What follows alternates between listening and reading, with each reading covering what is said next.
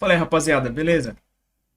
Bom, no vídeo de hoje eu quis trazer um assunto que é bastante polêmico, né?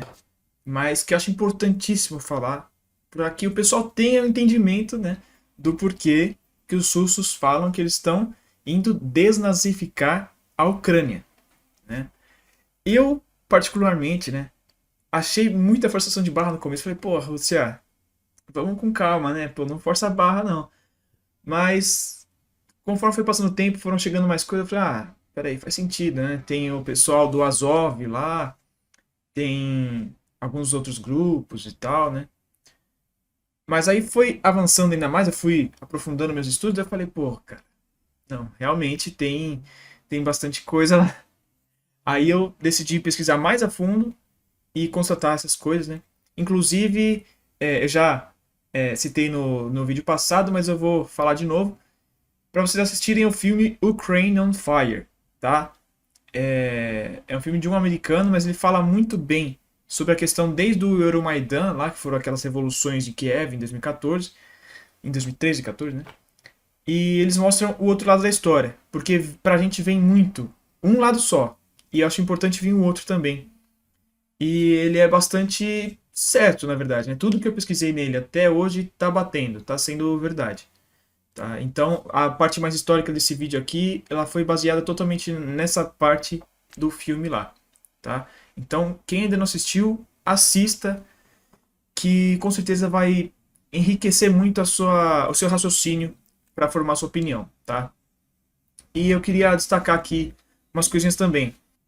Vocês não precisam acreditar exatamente no que eu estou falando nesse vídeo, tá? Mas é por isso que eu vou deixar aqui na descrição bastante materiais de apoio para vocês pesquisarem, para vocês irem se aprofundando no assunto, né? Porque eu vou trazer de uma forma um pouco mais resumida aqui no vídeo, para não ficar muito longo, mas vocês podem se aprofundar, né? E, então não precisa acreditar em mim, pesquisem por vocês mesmos e tirem suas próprias conclusões, tá?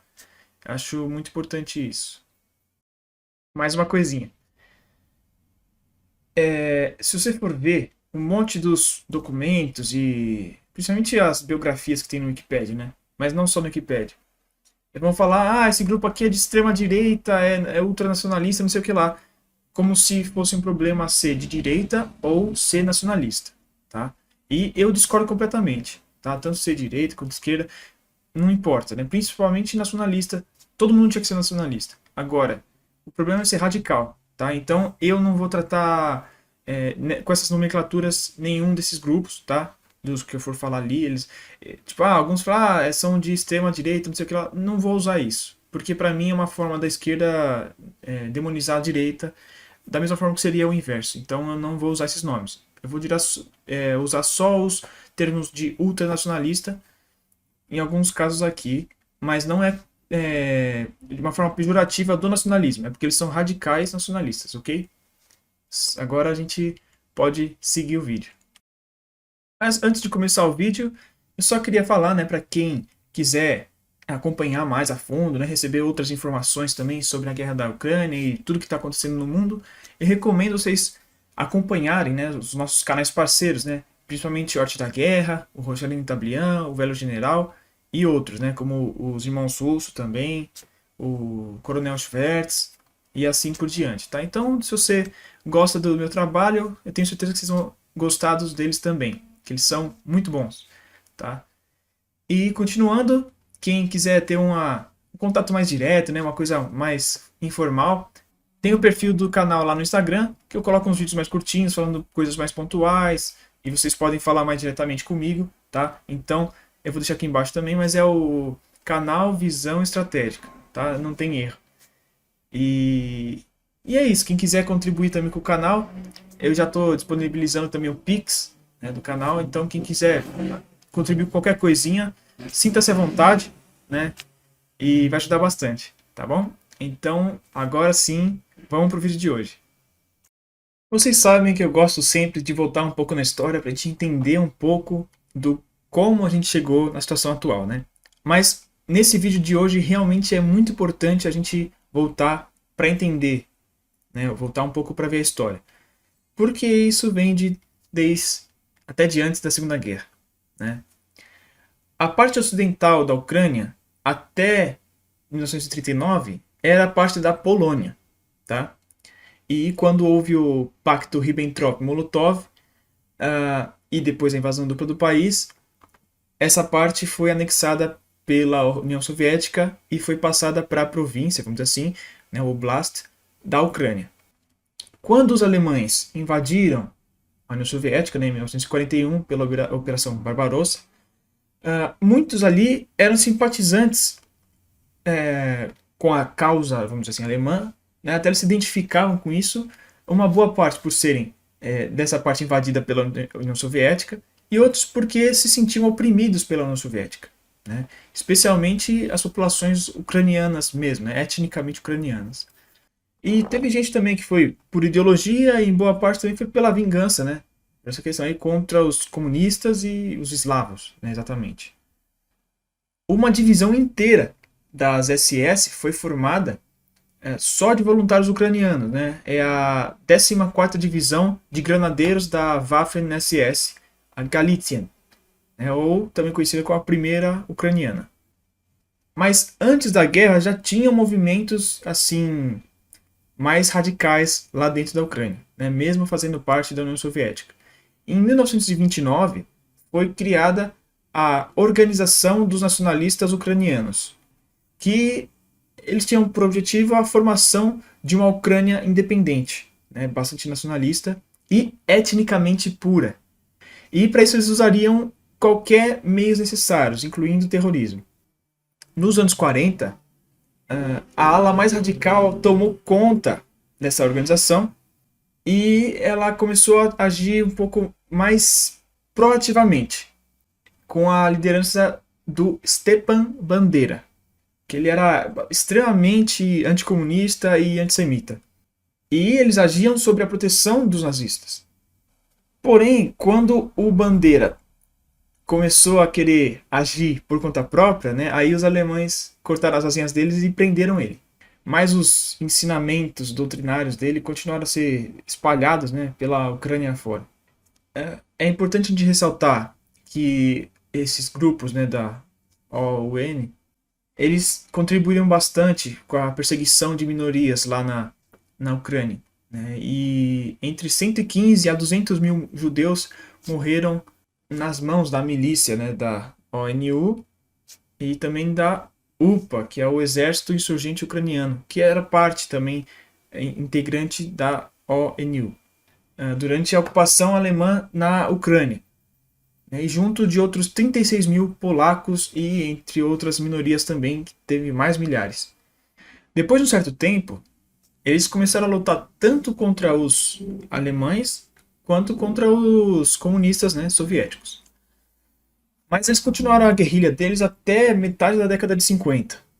E depois da guerra, eles foram, digamos assim, acobertados pelos aliados, né, pelo Ocidente, né, inclusive a própria CIA, o M6, deram um tipo de um asilo para eles, né, e ajudaram eles a fugirem, até para evitar que eles fossem pegos pela KGB, né.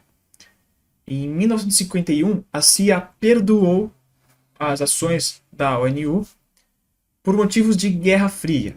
Então isso já dá para entender um pouco como funciona o negócio, tá? E em 1959, o Stepan Bandera foi encontrado morto em Munique, na Alemanha Ocidental. Então, ou a KGB pegou ele, ou ele perdeu a serventia para a CIA, ou para o M6, né? Mas desde 1946, tanto a CIA quanto o M6, né, eles começaram a apoiar e financiar bastante esses grupos nacionalistas radicais ucranianos, tanto para fim de desestabilizar a Ucrânia, né, que eles já entendiam a importância que a Ucrânia tinha para a União Soviética, né, tanto quanto para vetores de inteligência e contra-inteligência. Eu deixei aqui na descrição alguns documentos, né, até da CIA, falando sobre isso. Então, se quem quiser dar uma olhadinha, está aqui embaixo. Mas, até hoje, o Stepan Bandera ele é um símbolo nacionalista para os ucranianos, né? Mesmo com a União Soviética tentando suprimir os símbolos, né, a ideologia, tudo isso, né? Mas ela foi bastante contrabalanceada pelos esforços ocidentais, né, vamos dizer assim, capitalistas. né? Como, por exemplo, no próprio projeto Aerodynamic, que é o desses documentos que eu deixei aqui na descrição, eles contavam com uma ONG, até, por exemplo, que publicava artigos, revistas, né, em ucraniano, lá nos Estados Unidos, para mandar para a Ucrânia, né, dentro da União Soviética, espalhar essa propaganda. Com o fim da União Soviética, com o surgimento da Ucrânia, né, com a independência da Ucrânia, os movimentos radicais nacionalistas eles ganharam cada vez mais espaço. Mas os laços ainda com a Rússia ainda eram muito fortes. Então, eles deveriam ser combatidos por esses grupos, né, para que eles conseguissem ganhar seu espaço nesse novo Estado. Nos anos 90, surgiram vários grupos e movimentos radicais extremistas, como, por exemplo, Narodny Ruch Ukraini, que é o movimento popular da Ucrânia, o Svoboda, que hoje é a União Pan-Ucraniana Svoboda, fundado em 1991, com o nome Partido Social Nacional da Ucrânia. Não é mera coincidência, ele foi feito em alusão ao Partido Nacional Socialista dos Trabalhadores Alemães, que é o partido nazista da Alemanha da Segunda Guerra.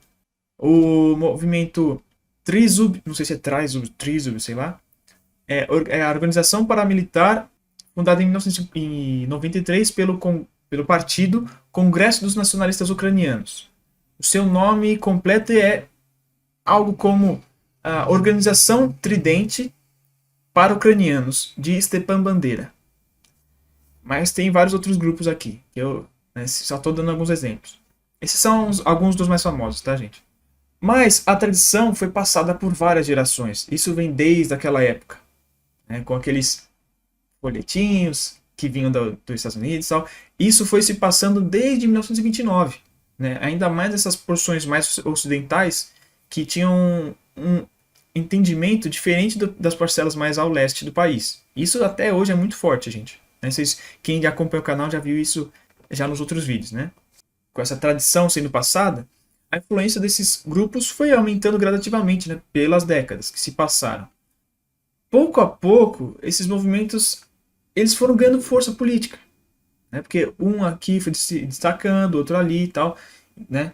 Então, principalmente nos momentos que antecederam o Euromaidan, eles começaram a se mostrar, né? E sendo que esses movimentos foram alguns dos principais articuladores para que ocorressem as manifestações, né, do Euromaidan. Inclusive, nesse contexto, surgiram ainda mais movimentos, né, como, por exemplo, o Pravi Sector, que é o setor direito, mais ou menos, que é um partido e um movimento político ucraniano neofascista, praticamente declaradamente, criado em novembro de 2013, época do Euromaidan, como uma confederação paramilitar de várias organizações nacionalistas no próprio contexto da Euromaidan. E, mais destacadamente, o próprio Batalhão Azov também, mas isso já em 2014, que é uma organização paramilitar nacionalista, né, que promove o nacionalismo ucraniano e o neonazismo, por meio de uma organização paramilitar chamada Milícia Nacional e, por sua ala política, o Corpo Nacional. Durante os eventos do Euromaidan, conforme os dias foram passando, semanas foram passando, a situação ficava cada vez mais tensa, né? E depois de meses de manifestações, quando começaram os confrontos mesmo, os setores radicais começaram a tomar conta, né, da situação ali, obviamente. E aí foi começar a aparecer alguns desses líderes, desses grupos, né, como por exemplo o Andrei Parubiy, que é cofundador do Partido Social Nacional da Ucrânia, que se tornou o Svoboda. E ele se declarou o comandante da Maidan. De uma forma bastante resumida, várias figuras tiveram uma participação nas articulações do Euromaidan e vieram a participar politicamente até dentro do Estado ucraniano logo na transição de poder. Tá? Dando alguns exemplos aqui, tem o Oleksandr Turchinov, que ele era um parlamentar antes e se tornou o presidente interino da Ucrânia com essa transição. O próprio Andrei Parubi, que eu acabei de falar, né, que se tornou secretário de Segurança Nacional em 2014 pelo seu papel nas manifestações. E depois se tornou parlamentar também, chegando em 2016 à presidência do parlamento. Temos também o Oleg Tihaniboc, que é o outro cofundador do Partido Social Nacional da Ucrânia, e é o presidente até hoje da Svoboda. Ele, desde os anos 90, segue a carreira política, mas ele era uma coisa mais localizada, né? Ele foi vereador de Lviv e tal, né? Então ele teve vários cargos políticos menores lá naquela região, e depois ele se tornou um parlamentar ucraniano também. Temos também o Dmytro Yarosh, que era o líder do Trizul e do Pravi Sector depois da criação dele em 2013. Foi militar na época da União Soviética, né? Eu acho que deve ter sido o serviço obrigatório, né? Que foi 2 anos. E até hoje ele tem participação nas forças ucranianas, né? Eu não sei se nas forças armadas, mas com certeza nas milícias lá, até porque o setor direito é uma dessas milícias. E ele foi parlamentar também de 2014 até 2019. Então, com isso, percebam que muitos radicais eles se estabeleceram dentro do Estado ucraniano, né? Muito mais do que já tinha antes. Porque a gente podia dizer que era uma coisa bem pontual, tinha um ou outro antigamente, né? Mas depois do 2014 eles se colocaram muito lá dentro. E até, né, vamos pensar, pelo espaço que foi liberado pelos que eram ou russos étnicos, ou que tinham laços com os russos, ou que eles tinham uma visão de alinhamento com o Oriente, por exemplo. Né? Porque, na verdade, teve uma caça às bruxas ferrada lá nessa época aí. Né? Teve um verdadeiro expurgo lá dentro. Né? Teve até atos horrendos lá que aconteceram. Né? Teve gente que foi... Bom, não vou falar aqui, né, mas pesquisem aí o que aconteceu com os políticos russos, o pessoal. Às vezes tinha gente que não tinha nada a ver, só estava lá junto e acabava acontecendo atrocidades com eles, né? Com tantos postos que foram liberados, abriu espaço para que esses entrassem, né? Isso ocasionou 2 coisas que a gente pode ver, né? Em primeiro lugar, o direcionamento do Estado ucraniano mudou, certo? Várias medidas que haviam sido implementadas antes, que podem até ser entendidas como pró-Rússia por alguns, né? Como, por exemplo, o Yanukovych, ele tinha decretado antes, né, de ser deposto, claro, que o russo seria o segundo idioma do país, porque também quase metade da população fala russo. É óbvio, para alguns vai ser uma medida pró-russa, mas para outros é uma coisa óbvia. Mas, de qualquer forma, isso foi revogado, como várias outras coisas. Né? Assim como também o endurecimento das coisas nacionalistas ucranianas, né? Principalmente assim, coisas contra as minorias do país. Né? Vamos pensar que os russos também são uma minoria, só que não são a única minoria. Tá? A gente tem várias minorias, por exemplo, húngaros, carpatos, não sei falar, né? Mas tem outras lá no oeste do país. Um exemplo disso é que a antiga Avenida Moscou, na capital, Kiev, né, ela foi alterada para Avenida Stepan Bandera. Isso foi aprovado por 87 dos 97 vereadores de Kiev. Então percebam que até a força política dessa linha de raciocínio, né, ficou muito maior. A gente pode dizer que a ideia deles era purificar a Ucrânia, né, a Ucrânia para os ucranianos, esse tipo de coisa. E, além disso, também houveram movimentações para um alinhamento maior com a União Europeia e com a OTAN, sendo esse um ponto fundamental até hoje, né, nesse conflito atual. Né? Isso já tinha acontecido, já vinha acontecendo antes, né, questão principalmente com a União Europeia, né, que é um dos fatores que levou ao Euromaidan, mas aí é uma discussão para um outro dia. Mas essa questão se intensificou ainda mais depois de 2014.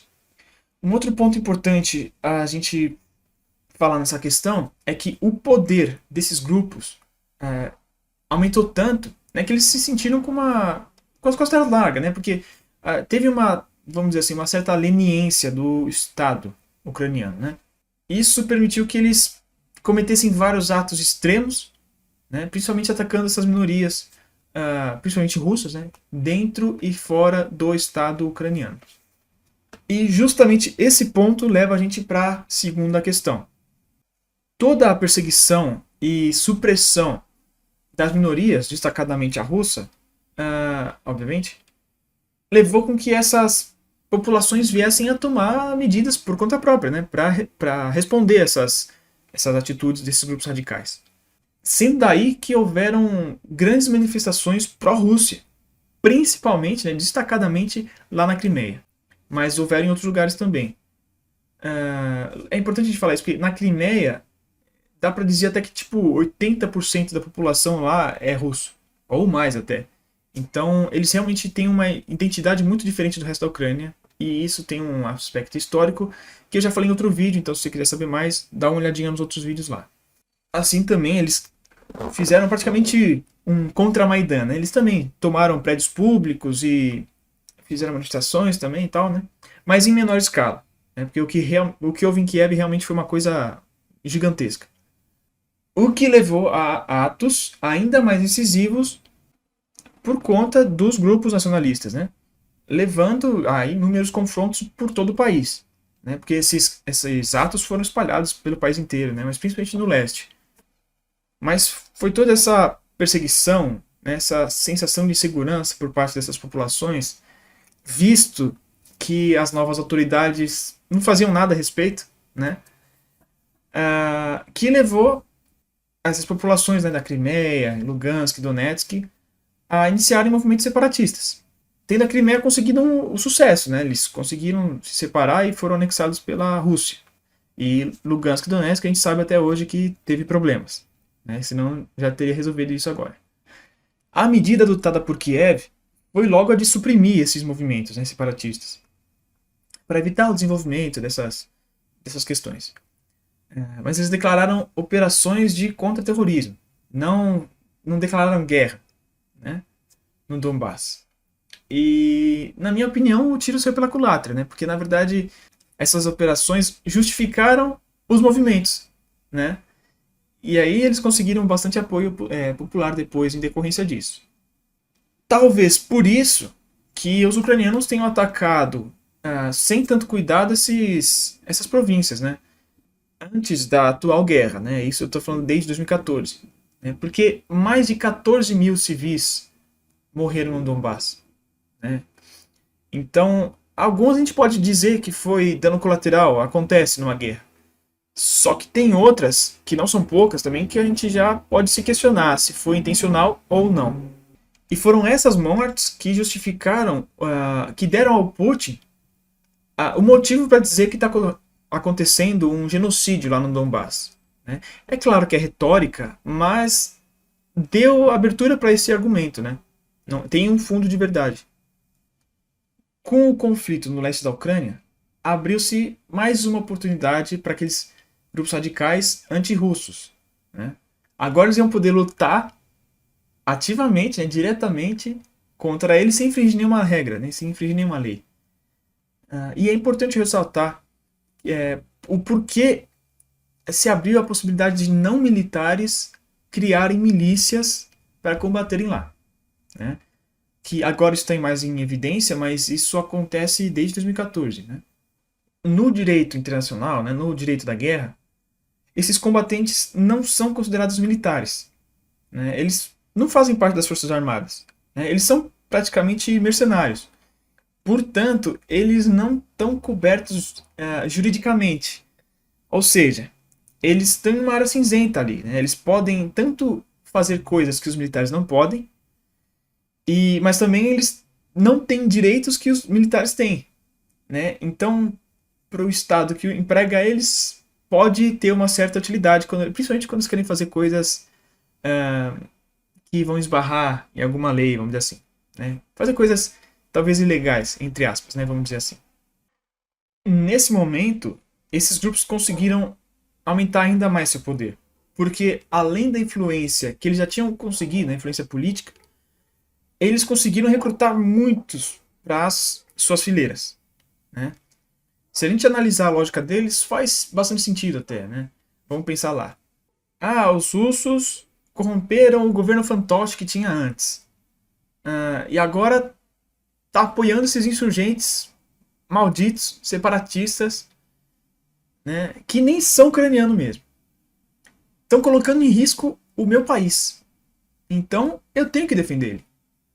Com isso, as milícias conseguiram juntar uma força considerável até para enfrentar esses separatistas, né? E esse é o mesmo ponto até hoje, né? Só que com o novo conflito, as ações deles estão cada vez mais fortes, né? Para não dizer piores, né? Ou sei lá, depende de cada um. Além de tudo que eles já fizeram contra as populações russas no leste da Ucrânia, eles estão fazendo muita merda por lá. Essa que é a real.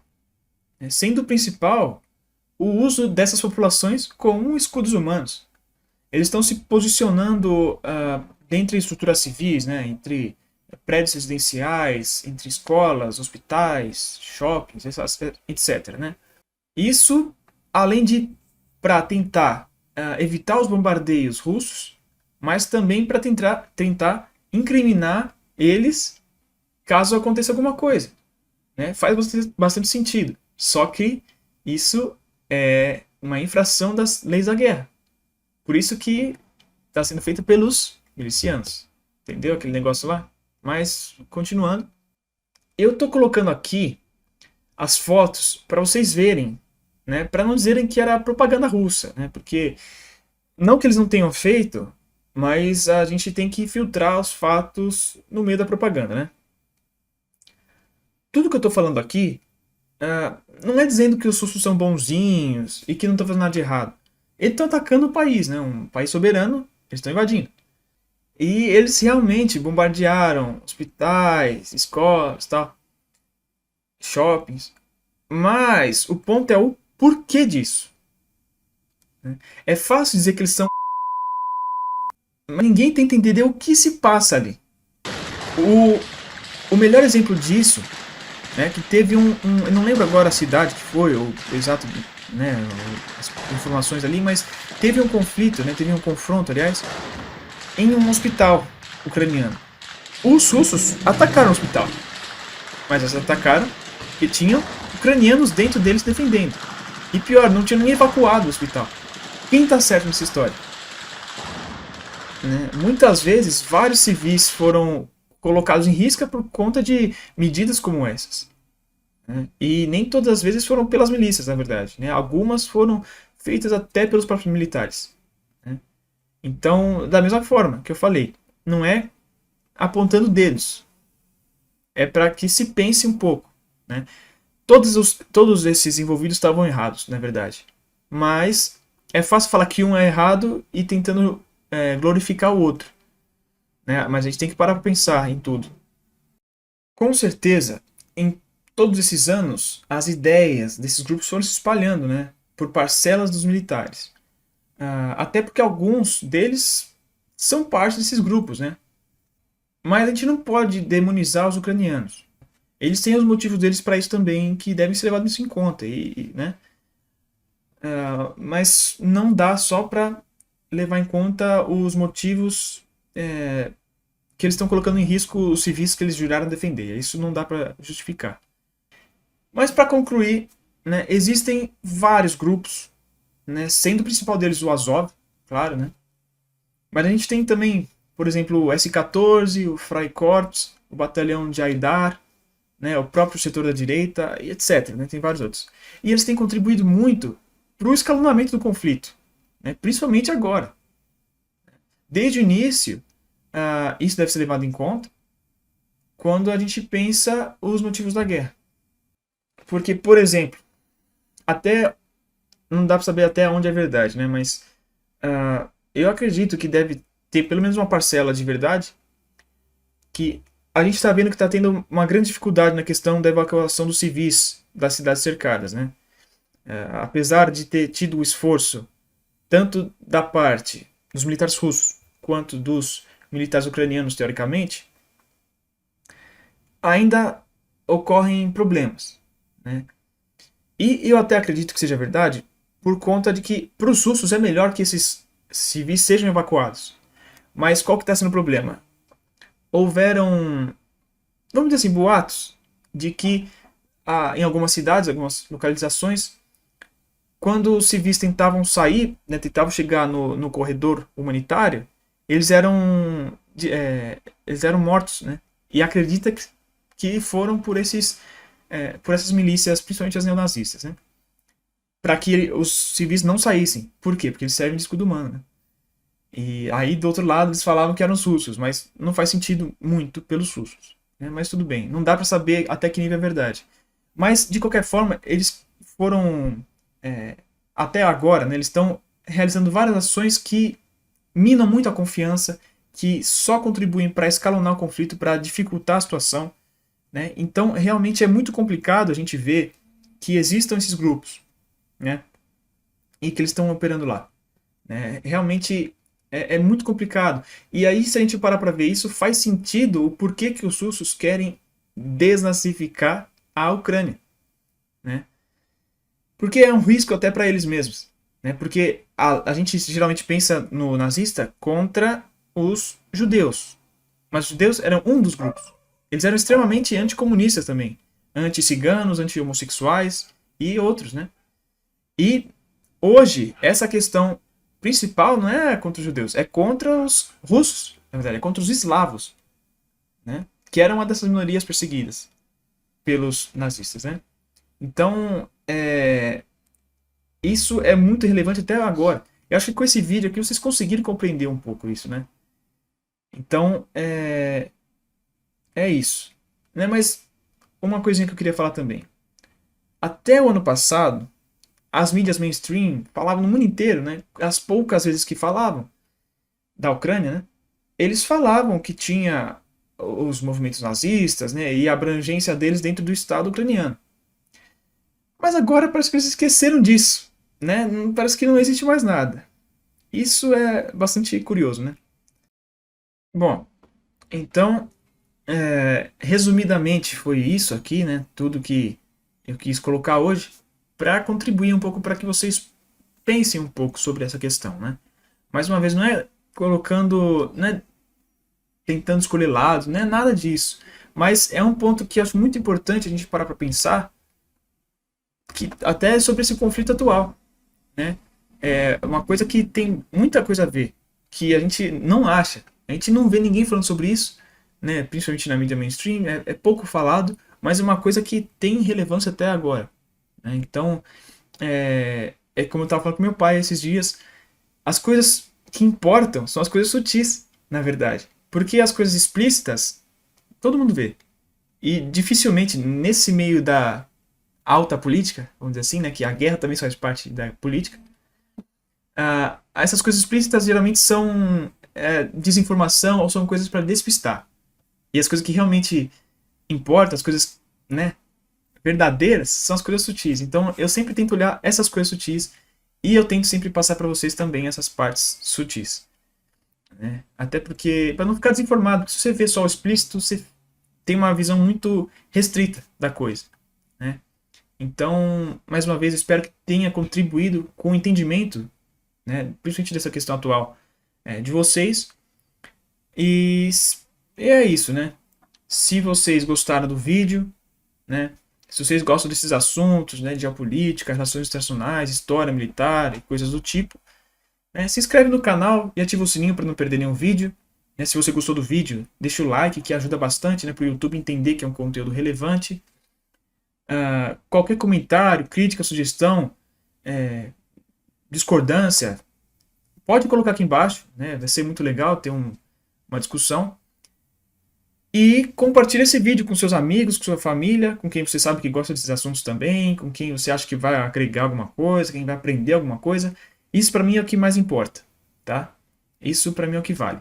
E claro, mais uma vez, se você quiser contribuir com o canal, né, o Pix vai estar aqui na descrição também, né? Isso vai ajudar muito, porque até agora eu tenho trabalhado aqui incessantemente, pesquisando bastante, dá um trabalho pra caramba, gente. Vocês não fazem ideia como dá trabalho fazer esses vídeos. E eu não tenho tido retorno nenhum, né? Não faço isso para ter retornos, né? Esse aqui é o ponto. Então, se você quiser contribuir, vai me ajudar bastante, né? Mas fica à vontade, quem não puder, tranquilo, né? Só quem tivesse interesse mesmo.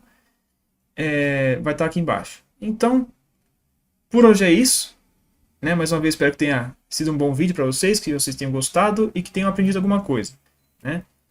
Então, até semana que vem com mais vídeos e até o próximo.